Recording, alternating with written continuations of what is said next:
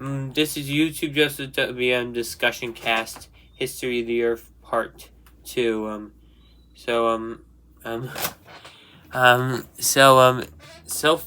Welcome back, guys. First of all, 2 rules. For one, that this is for the other podcast members, not for you, audience. That you cannot be muted. You cannot it's fine if you turn your camera off, but you cannot have your camera muted. Or your phone, your audio muted. And 2, this is a family-friendly channel. So any comments I see in the comment section that say bad, I will delete. And if this also goes for the members of the podcast, if you say a single curse word or offensive word or inappropriate word, I will stop the podcast and it will not go on YouTube. You understand, James? Oh no. I'm pretty sure you already know better, right? Yeah. And then, alright, with all that out of the way, let's begin. So far let's review from last time. We've traveled from the birth of the Earth and the rest of the solar system through the iron catastrophe, the collision that formed the moon, the early and late heavy bombardments, the formation of oceans and land masses, the origin of life, many supercontinents. We didn't really. That's a topic for a future podcast. Snowball Earth, the first eukaryotes, the earliest animals. Now last time I forgot to mention, before the Cambrian explosion, which we'll get to in a minute, there was the Avalon explosion. I'm not sure the exact date. It goes somewhere around 600. Hold on, time out. I'll mute. Hold on, let me look it up. Avalon explosion. It happened about 575 million years ago in the Ediacaran period. Now, 539.9 million years ago.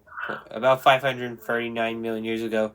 540 million years ago, we've arrived at the Phanerozoic, which will last to the present day. And the first era in the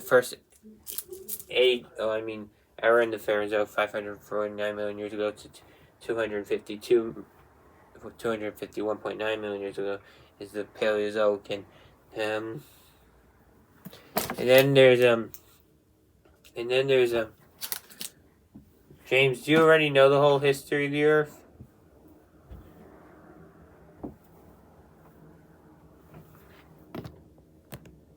You hear me? So this is the big. So we've already traveled 3.5 billion. We've already traveled about 4 billion years since the Earth's formation. We have another 500 million to cover. And then also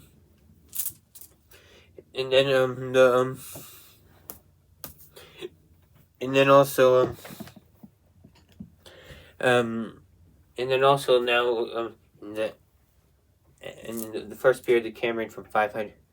Let me look up the geologic time scale.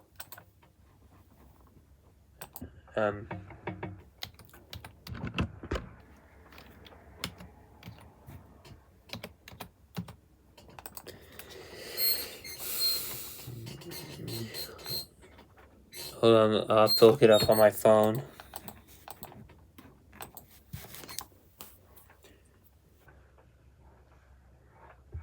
Geologic time scale.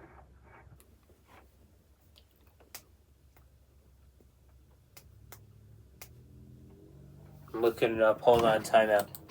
So,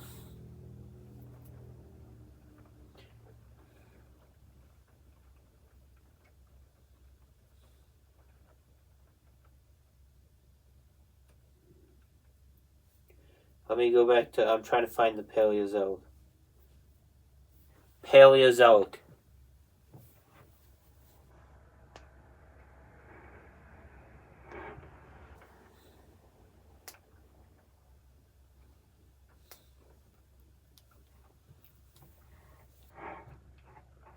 So the Paleozoic lasts from about 540 million years ago to 251.9 million years ago. The Cambrian period, which is where we'll start today, which is where our story begins for today. In the lasted from 500 from 538. Well, I already mentioned that about 539 or 540 million years ago to about 485 or 487 million years ago. It was the dawn of, at the very beginning,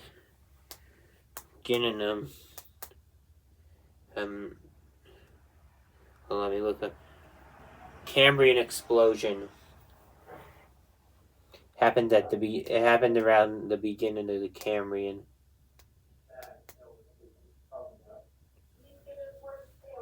Are you listening, James? Are you still with me? We're still just getting started. So from at this point, all the major animal phylums appear. Most of them, sponges, certain worms, and cnidarians were already around in the Ediacara. Now, arthropods, mollusks, echinoderms, and brachiopods, and many more appear, including our ancestors, the chordates. I'm not sure when the first chordates appear. First chordates probably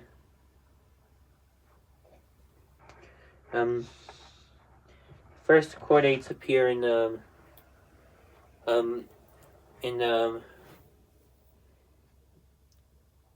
not sure what, but the trilobites dominate this period, and the next one, the Ordovician. The other dominant animals of the Cambrian included the dinocardians, the radiata, which were included famous species like Anomalocaris. Have you heard of Anomalocaris or Opabinia?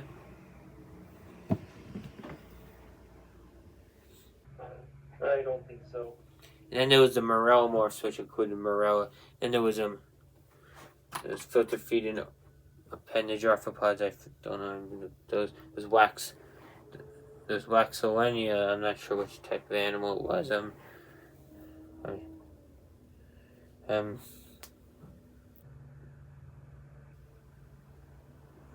me try by.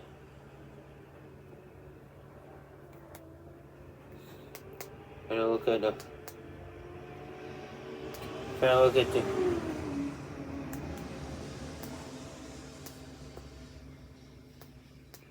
Trying to find the. I'm trying to find. Where was I trying to? Oh, it's not important. Anyway, let me look up. When did the first chordates appear? About 530 million years ago. They were the earliest fish-like creatures. Include our earliest ancestor with backbone was called Hycoichthyes, which later evolved in the Cambrian period to Myloconigium. When did the first vertebrates appear? The first vertebrates appeared around 518 or 520 million years ago. They were small, jawless fish. The earliest ones included conodonts, as well as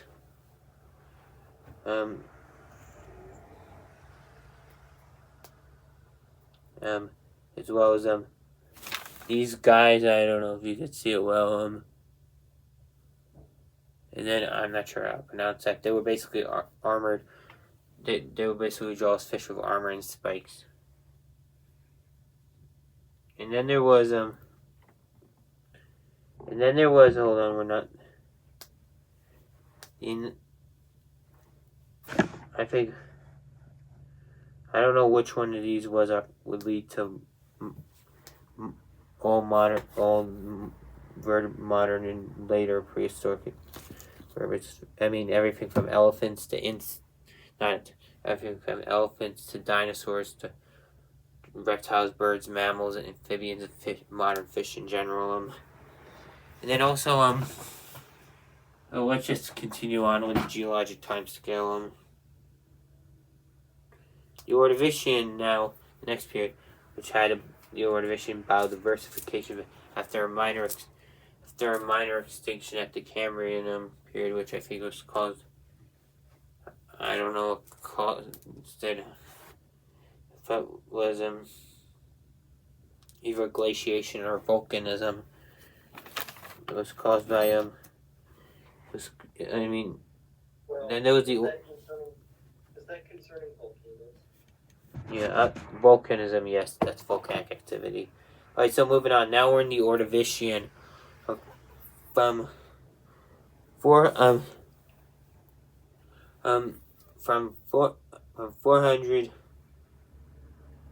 about 485 or 87 million years ago to like 443.1 million years ago. 443.1 million years ago. During this time, the oceans are no longer dominant. Now come the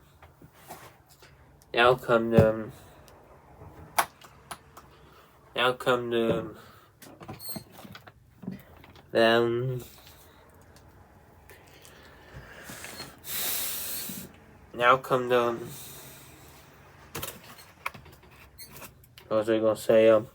Now come the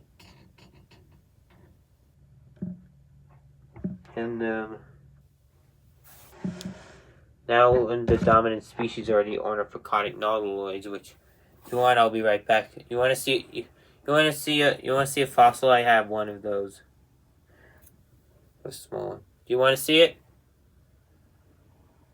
I guess so. That's nice. Well, I'll be right back. I also have some trilobites.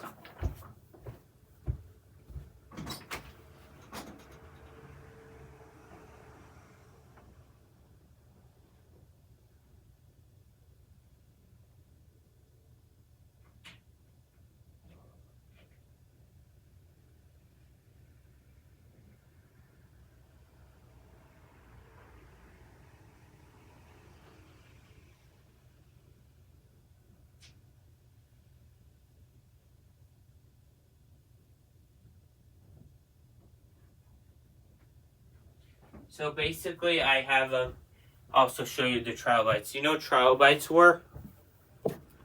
Before I told you. Here's one from the Cambrian. Oh, I need to sit down now. This is hold on. Why is it so hard? Oh, here we go. You see these? Have you seen those before? You seem to not know the field of vision that your camera has, and hold it with 2 fingers. Look at this. This is a Cambrian trilobite. You see it? I guess so. And you're holding it too closely to the camera for it to look clear. I mean, I've been able to see myself in the camera. This is the This is a small baby. I'm not sure if it's a baby or a small species of ornithopodic nautiloids, but the biggest could get up to 20 feet long in the Ordovician. Then there was also sea scorpions, which I don't have a fossil of, unfortunately. Luckily this one didn't get damaged. They were the largest arthropods ever. And also there was here's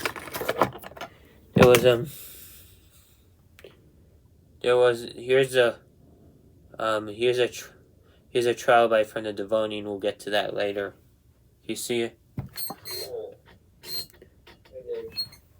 Is that just the exoskeleton you see? Or the tail broke off? I think it's just the exoskeleton. For both the trilobites? Yes? I guess so. Anyway, next up is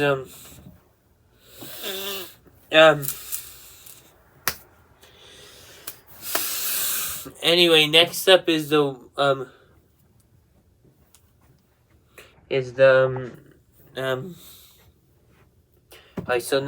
so at the end of the Ordovician at this time, the continent. Let me try to share my screen.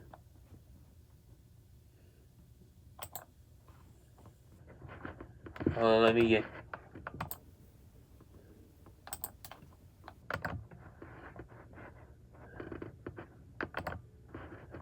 Try to get.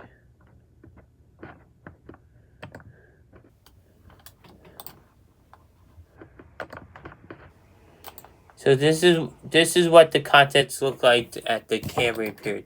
Now in the Ordovician, this is what they look like. 400 and then about 445 million years ago, 444 million years ago, around there is when is the first major mass extinction in history. Was could have been caused by a combination of a gamma ray burst and the initial cause, and also plants on land, plant growth on land, plants on land and dying and decaying into the first plants by this point have appeared on land. I forgot to mention that around 450 million years ago. They were nothing like today's. They were more similar to mosses and liverworts and hornworts. Before that, the only life on land was bacteria, was microbes. And then also it was, and then it was also the now they sucked up carbon dioxide, which caused the plants sucked up carbon dioxide, which caused temperatures to plummet. And then out of the blue, gamma ray bursts hit the Earth. You know what gamma ray bursts are? I'll tell you. Stop muting yourself. You're breaking the rules. Oh, sorry. What was they breaking? I have no muting yourself. And then also, what? Oh, I didn't know that was a rule. Hey, you're not going to get in trouble for that unless you only get in trouble. I mean, the podcast will be taken down YouTube I won't. I'll end it now and delete it and not post on YouTube. Only if you say bad language. Anyway, so let's continue. At the end of the Ordovician, the gamma rays burst hit the Earth, which they're the most powerful explosions in the universe, second only to the creation of the universe itself, the Big Bang. And they are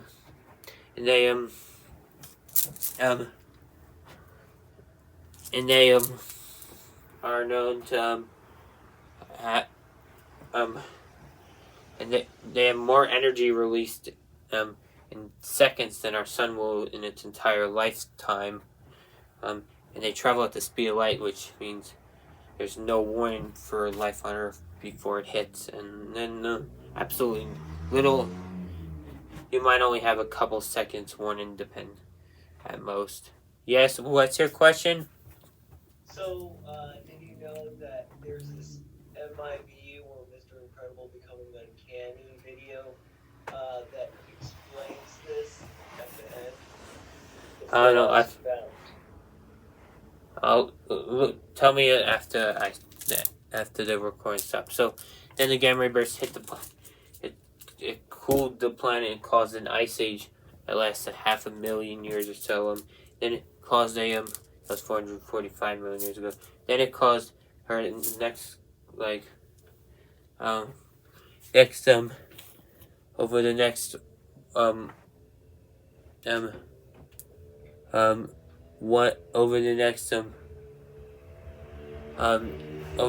couple 1.5 to 2 or 3 million years.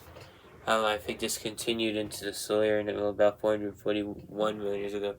It caused a period of global warming, which triggered ocean anoxia. Basically, that when the water got so hot it lost oxygen and coral reefs and other things were wiped out. And then also then the next period is now the next period, which is this is only the third out of 6 periods in the Paleozoic, 3 out of 6 periods in the Paleozoic. The Silurian from 400 and let me move up the from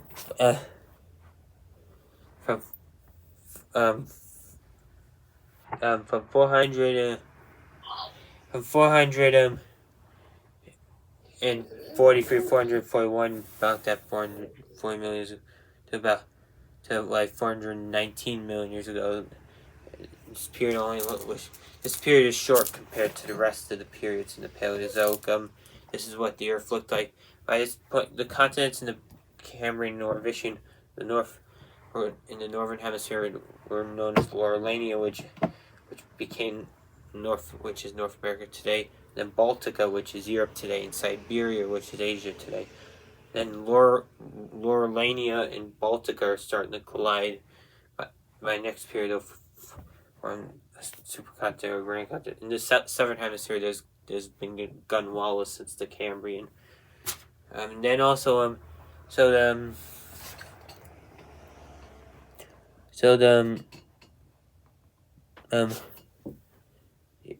the Cambrian period,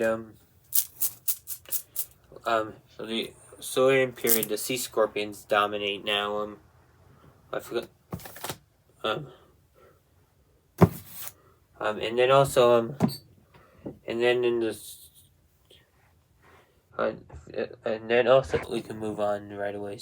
There's not much here, except the Cambrian is also when the first jawed fish appear in the first. Oh, the Silurian, I mean the first jawed fish, in the first non-marine aquatic organisms appear in brackish and freshwater. That might have happened. I think it might have been brackish water in the Ordovician, but they take over freshwater habitats in the Silurian, as well as the first animals, invertebrates on land, insects, things like insects, centipedes, millipedes, not other non-insect hectopods. I mean, centipedes, millipedes, arachnids, worms, snails, and slugs. And then also, they come out of this sea, colonize the land. Then with plants are starting to grow.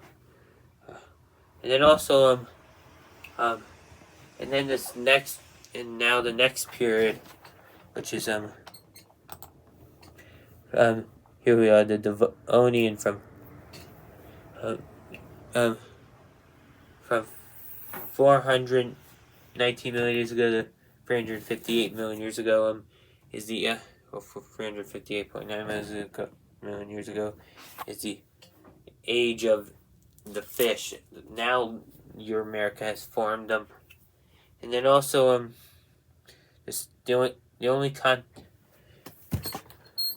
no, that's actually wrong. Euramerica and Gondwana and Siberia were all separated. And then the armored jawed fish. It's the placoderms took over. Let me see if I can find you a picture of one of these things.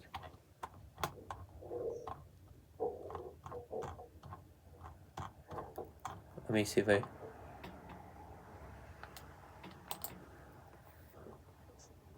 Here, these are the creatures that dominated. Here, this was the apex predator of the Devonian, Dugalosteus. Have you heard of that animal? A fish. I think it didn't have had an internal skeleton of cartilage. I mean, like some placoderms did. And like all placoderms, it had an exoskeleton of armor. It was, and also they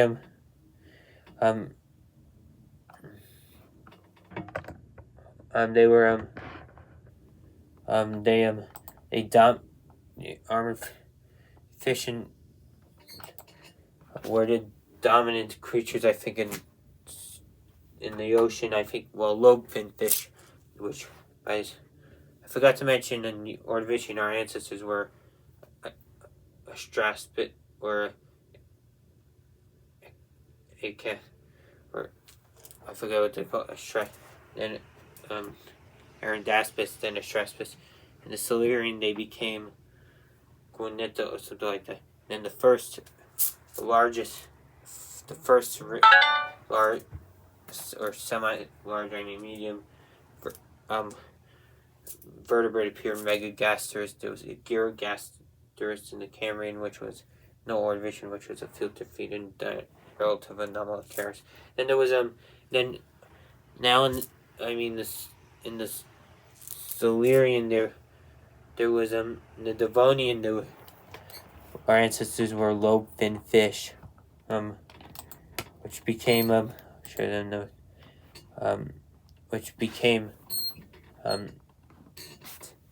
tectonic,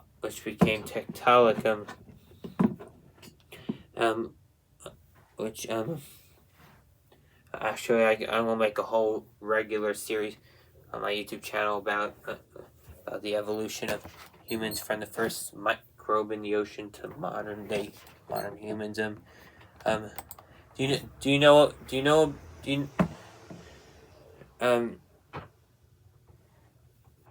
forget what I was going to ask. And then by the end of Devonian, our ancestors were tectonic or something like that, a fish with limb-like fins, a lobe fin, that could come out of the water for a short period of time. These were the first land vertebrates. And then by this point, also by the end of the Devonian, trees have you had the first forestry. What?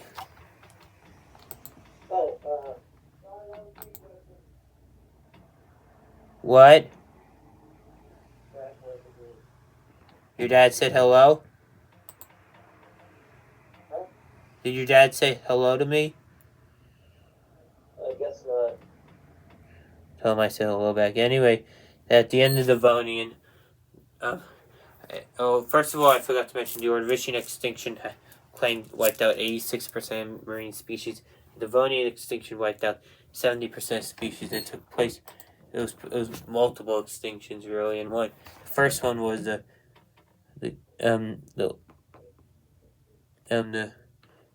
late Devonian extinction. It was caused by the last over a period of 2 million years. It was caused by a combination of a volcanic super volcanic plume, which is an ocean magma moving to the surface, and due to plants forming, they die. They release water vapor and die and decay in the soil. The first layer of topsoil in Earth's history that got washed out to sea, fueled huge algal blooms throughout the ocean. And then there was even and then later on there was also several million years after that, there was I'm not sure which one came first, a supernova or impact, most likely from a near-Earth object. And then also a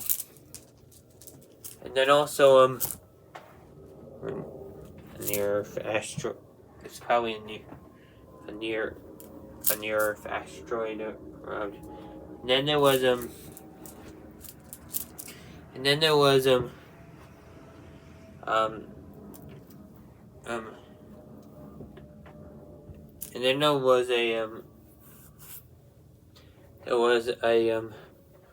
then that's the end of the Devonian. Most done. We have one more period after this. The Carboniferous, from 200. Hold on, let me check my battery. Then came the Carboniferous, which lasted from 358 million years ago to 299 million years ago. This is when pre-Pangea formed. Those ice at the poles. This was the beginning of those ice at the poles. It wasn't truly an ice. I think late in the Carboniferous or in the Permian there was an ice age, but that's later on. And this is the era when amphibians and giant bugs, giant insects, giant arachnids, and other giant land arthropods ruled. There was a eagle-sized dragonfly called Meganeura, a 10-foot-long millipede called arthropod, which is the largest land arthropod and the largest arthropod ever. Largest land invertebrate, ever. No, the largest arthropod ever lived in the Devonian. It was a sea scorpion called I think it was in the Ordovician called Eucopterus. It was the size of a crocodile. And then also, there was Mesophilae, which is a terrestrial sea scorpion. I know that sounds strange. Then there was a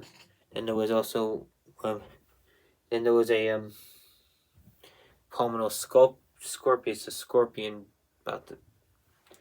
between the size of a house cat and a bobcat. And then there was Hippotopterus, which was 6 feet long. It was a stylinarian branch of sea scorpion. The Eurycterine branch was I'm not sure how there were two subgroups of sea scorpions: Eurycterine and Stylinaria. Hold on. Hello, I'm in the middle of a podcast. Okay, I'm running into Stop and Shop. You want anything? I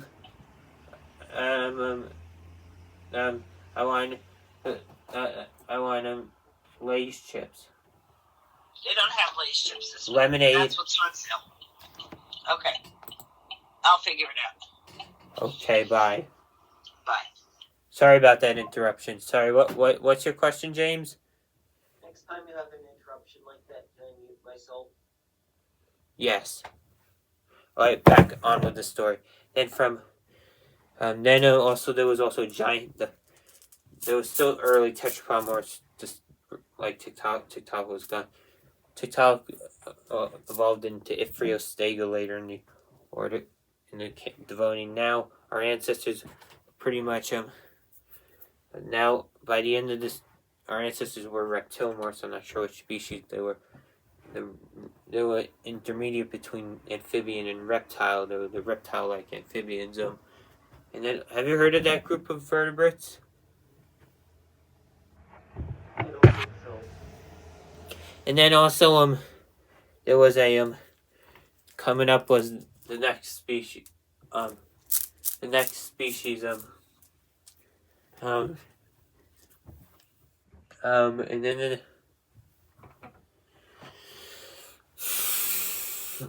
And then also and then there was the next species of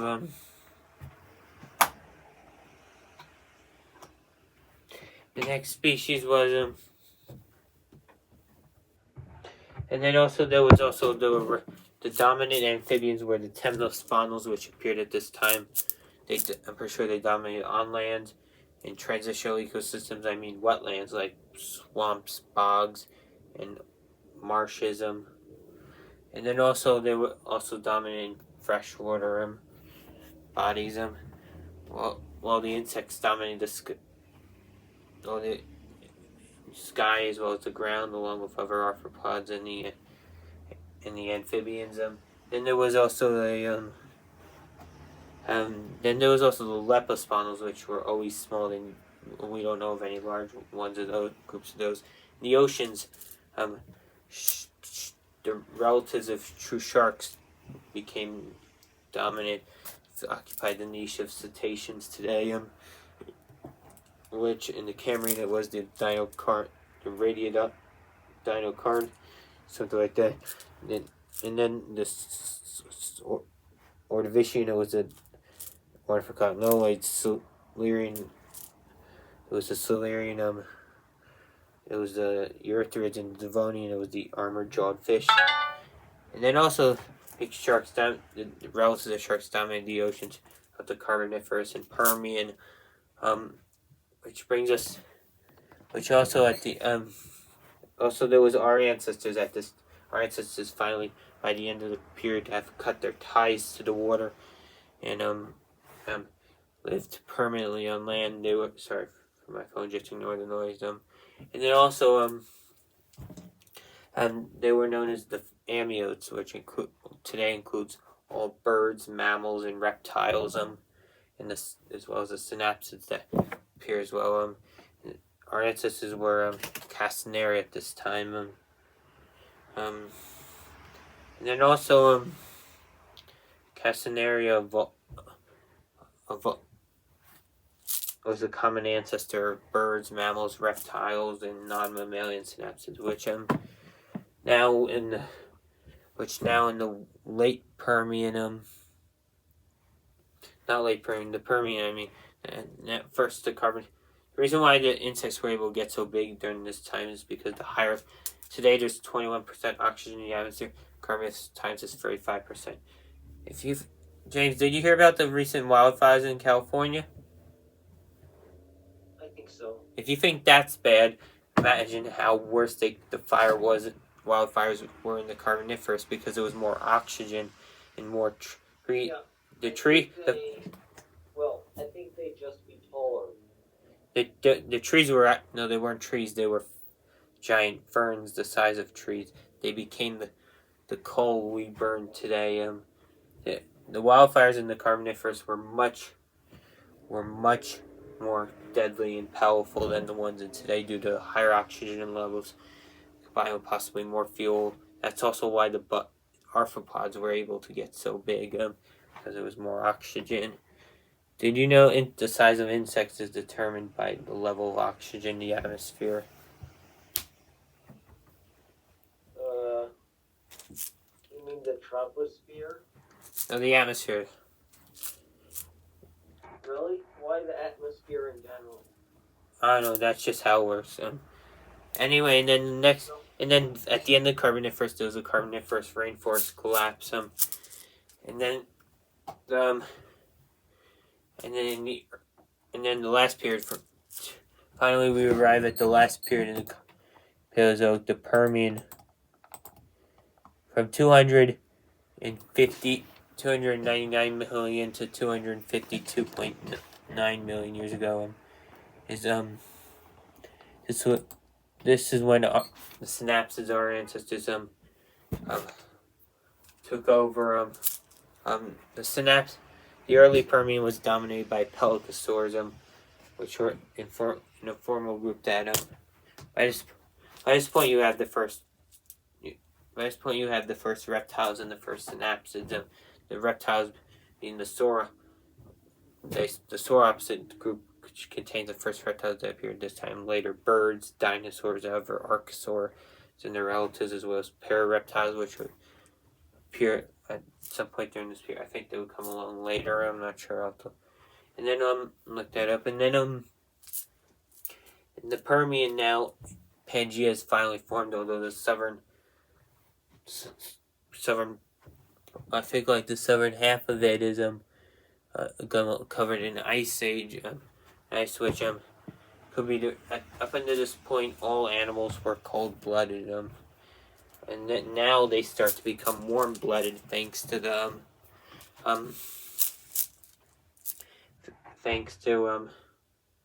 because ice age. I imagine that the first synapses were still cold-blooded. Not 100% sure. And then, but then the later pelycosaurs became warm-blooded.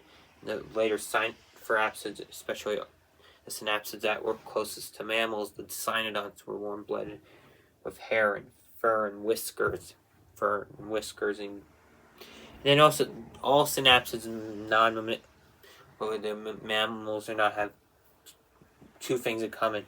One, they only have one temporal finisher hole or open in their skull, and they all have specialized teeth. While the sauropsids, on the other hand, have two of those and don't have specialized teeth. Their teeth is pretty uniform, and that's the second thing. And then also, pelycosaurs dominated the early Permian. The mid-Permian was dominated by the time you guys went the glaciers gone away to South Poles, and then there was the mid-Permian was hold on, let me look at them. Then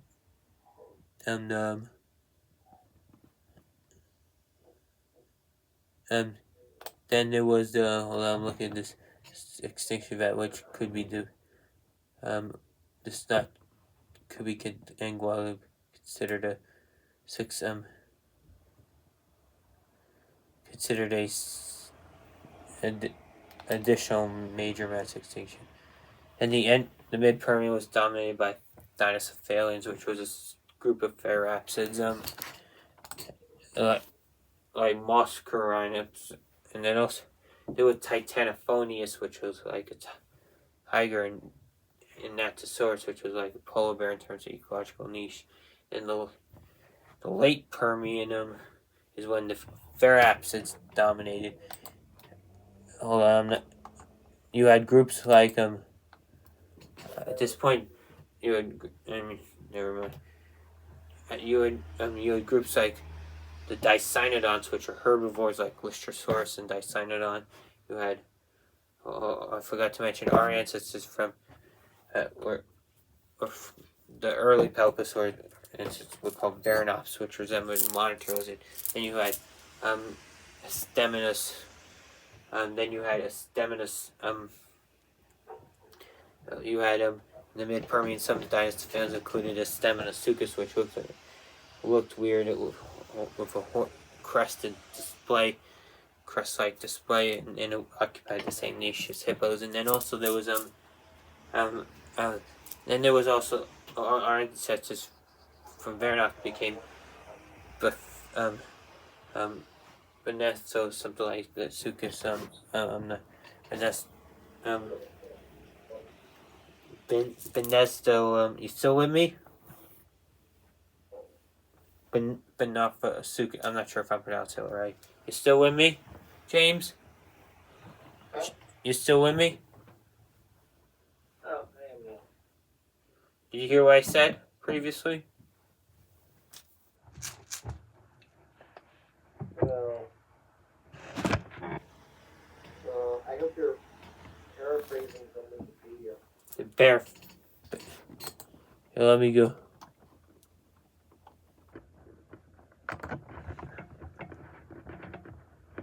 Alright, let me. Here we are. Dimetrodon lived in the early Permian. It was a carnivore that had it was a plesiosaur that had a Dilophosaurus. Here's Titanophonius.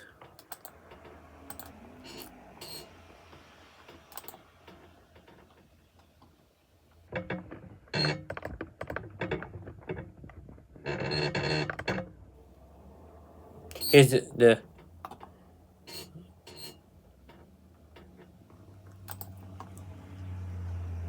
Biarmasuchus, I think.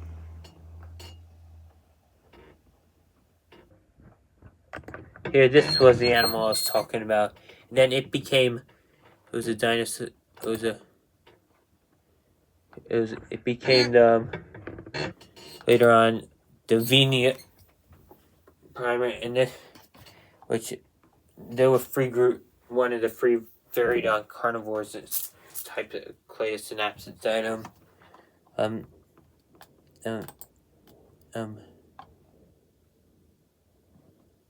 which it's possible, it says here that the Phenecyphalians could have been ancestors of Cynodon. Some Phenecyphalians were the first land vertebrates to have venom.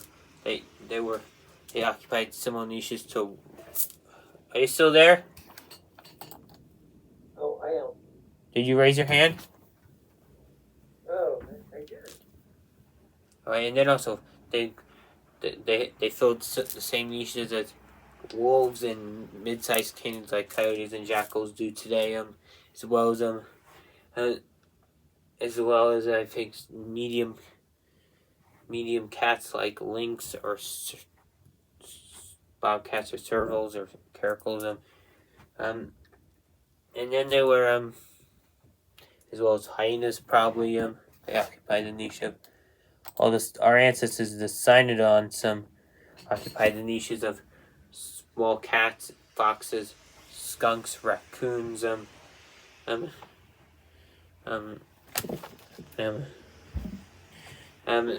then also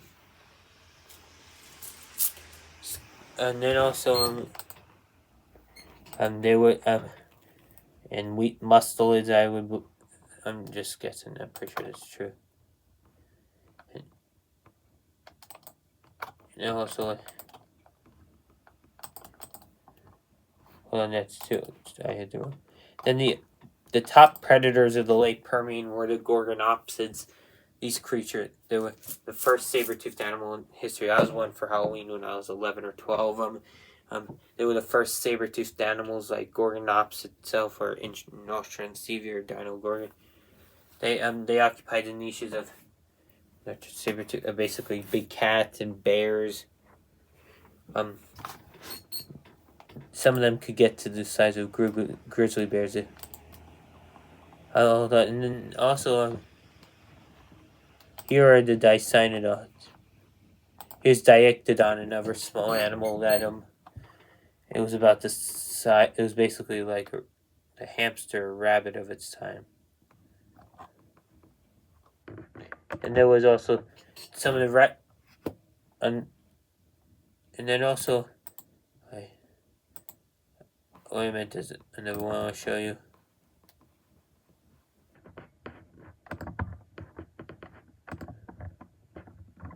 I don't know if I can find it. Never mind, these are all different types. Hold on. Never mind that creature, that wrong one. So let's move on to the sauropsids. The sauropsids,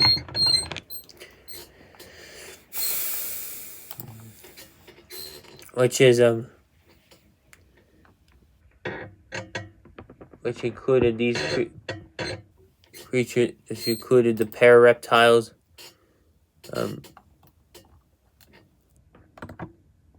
included these guys, and then those Brachiosaurus, which became this creature, Scutosaurus, which basically was might have been a relative of turtles. These are one of the parareptiles. They occupied the niche of camels at the time, and they had armor like Glyptodons, like the later and Netosaurus and the Glyptodons and Ankylosaurs, the dinosaurs, and certain tortoises would. Then also, here's a Brachiosaurus from the mid-Permian. There was also the Sauroratus, which were the first. Which, even though that there were no powered flight vertebrates as far as we know at this time, the only flying animals were insects. They were gliding animals. Let me see if I can find them. Sonora, I don't know if wrong one, sorry. Keep going. I'm not going to show them the type consistency. Now we reached the conclusion. This is the last thing we're going to talk about today. At the end of the Permian 252 million years ago, the biggest extinction event in Earth's history happened. I believe there could have been a lot of causes that led to it, including the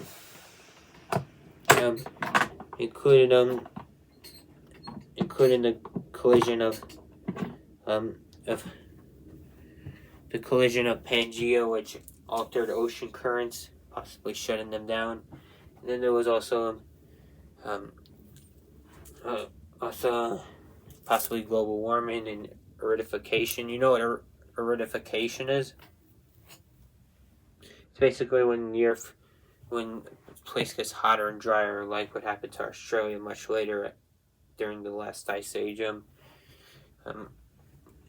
It's basically turning places into say, of grassland or forest into a desert, though there were no grasslands at this time. You understand? Yes? Huh? You understand what I said? What? Oh, I'm sorry, I didn't know. Aridification is the process of turning wet habitats like forests or swamps or grasslands and marsh into deserts. Oh. And then also but the main culprit is the Siberian traps in Siberia. I looked them up.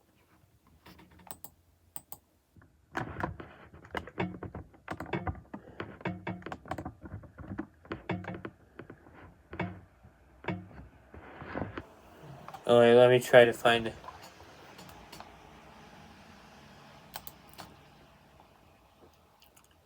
And then also here, these are the Siberian traps. Region Siberia. At the end of the Permian, it became an inland sea of lava, as well as it caused a lot of things. Wait, I forgot to mention the previous extinction of the Devonian leftover spanned 20 million years. This extinction event would wipe out about 95% of all species on Earth, 96% of marine species, and 70% of land species over the course of 60,000 anywhere from 60 over the course of 60,000 years. And then also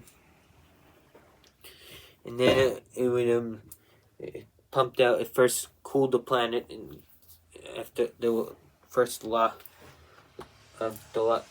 ash and dust, sulfur compounds that cooled the planet, caused acid rain. And then after those volcanic, after that, the ash cleared away, and those global warming, gone man, steroids. Then the oceans flooded with acid rain poisoned the oceans. I'm not sure what happened. I know the oceans were flooded with hydrogen sulfide and became warm, and became more too hot again, like at the end of the and for reefs, and they lost their oxygen because the water stagnated them. Did you know if water gets too hot, it stagnates? I mean, seawater at least, and loses oxygen. Did you know that? Oh, I didn't know that. Yeah. Well, the previous extinction Devonian was largely unaffected life on land and affected life in the ocean. This extinction, no group of plants or animals or any organisms were unaffected. No group of plants or animals. I mean, and then also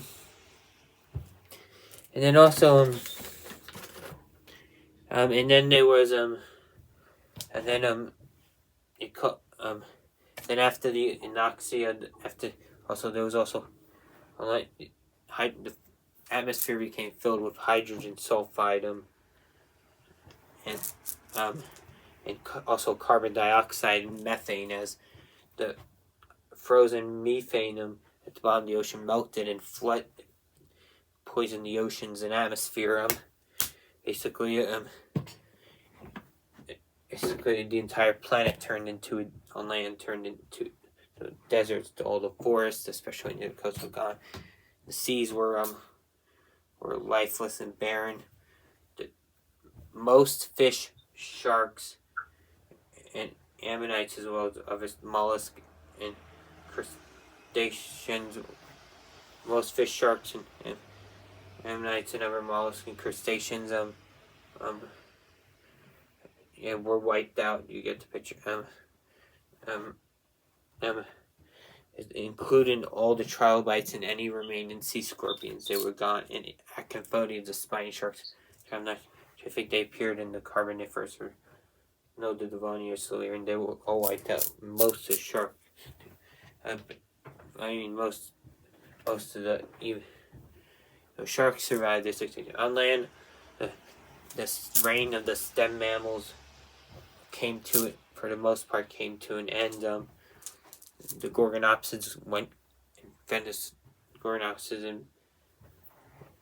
completely extinct. The Pelycosaurs were long gone. The dinosaurs. Let me go back to the.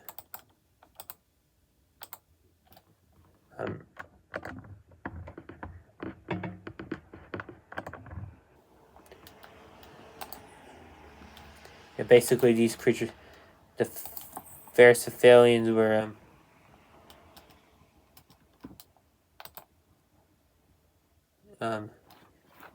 these creatures, Dasyphalians, were already long gone.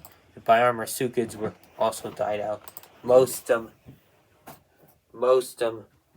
Phenecyphalians and Dicynodonts died out, although some Phenecyphalians, Dicynodonts, and Cynodonts survived the extinction. And that's and then also this is the end of the Paleozoic, and this is where we'll stop for today. So let me stop sharing my screen. So basically, thank you guys so much for watching. Stay tuned for part 3. Next time we're going to talk about the age of the dinosaurs. Or we might do age of dinosaurs and age of mammals together, since they're much shorter than the previous Paleozoic and Precambrian previous times in our history we talked about them. Alright, thank you for watching. Be sure to like, comment, and subscribe, and share this video anywhere. I don't care whether it's Instagram, Facebook, Twitter, TikTok, Dailymotion, Reddit, Discord, Quora, Twitch, or anywhere. Yes, don't you mention. Actually, Don't you mention anything about TikTok being banned. We're not talking about that. got it. Is that what you were going to say? No, I wasn't going to get into any specifics. What were you going to say? Just that it's had falling out with the U.S. government, which I can understand. I'm not getting into politics or government law government in this video. This is a science video, not a social studies video. This is a science podcast, not a social studies podcast. And then also, alright, let me stop the record. Alright, like I said, guys, thank you for watching. Be sure to like, comment, share this video. So, bye. Wait.